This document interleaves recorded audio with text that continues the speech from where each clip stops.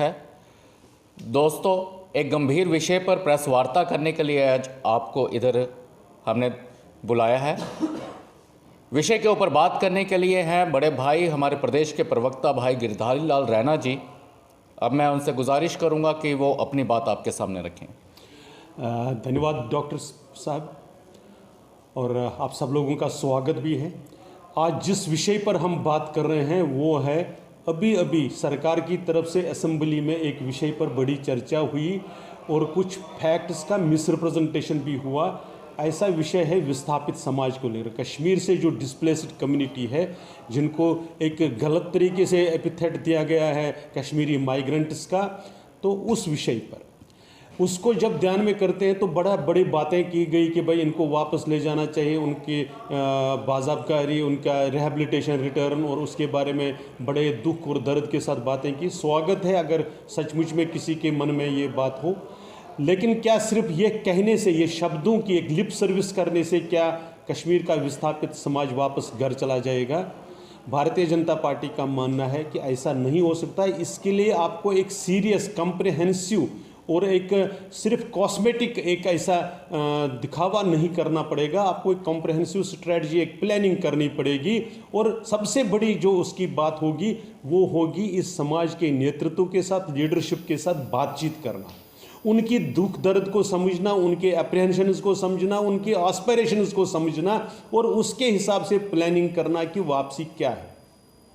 एक दूसरा विषय आ गया पॉलिटिकल माइग्रेंट्स की, जिनकी कुछ लोगों की शायद राशन कार्ड बंद है, ऐसा वो विषय बड़े ज़ोर शोर से गया, बल्कि वो वास्तव में ज़्यादा प्रायोरिटी वाला इशू बन गया।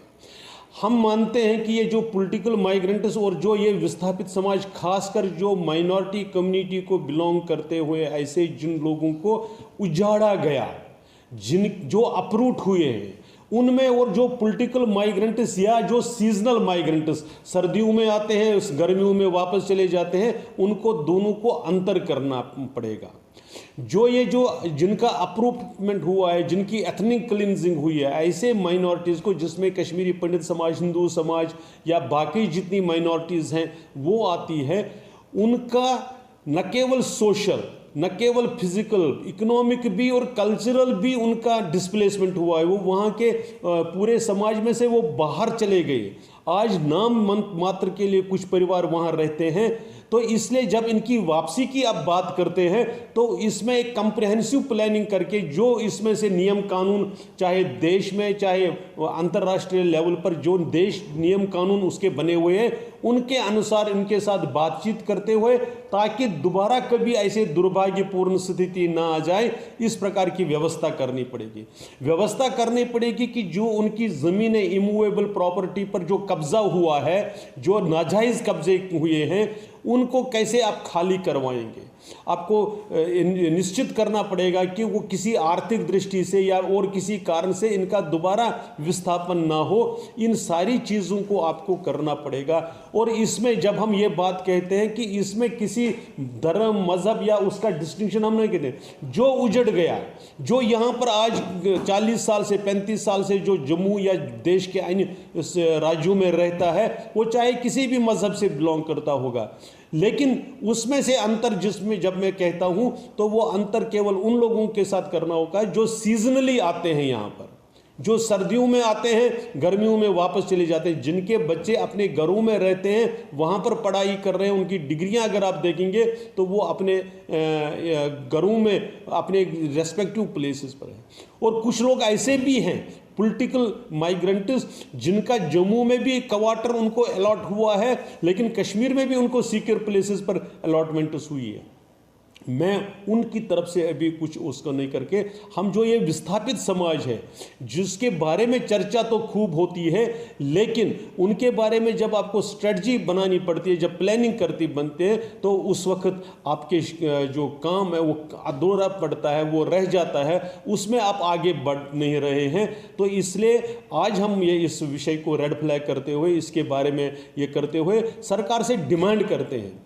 एक तो पहले जो रिलीफ ऑर्गेनाइजेशन है उसको अपडेट करना पड़ेगा, उसको एक तरीके से ओवरहॉलिंग उसको करनी चाहिए इन आवश्यकताओं को पूरा करने के लिए, क्योंकि फॉर ऑल प्रैक्टिकल पर्पसेस विस्थापित समाज के लिए जो भी सरकार के साथ इंटरफेस है, जो सरकार के साथ कोई भी लिंक अगर है तो वो रिलीफ ऑर्गेनाइजेशन के माध्यम से है।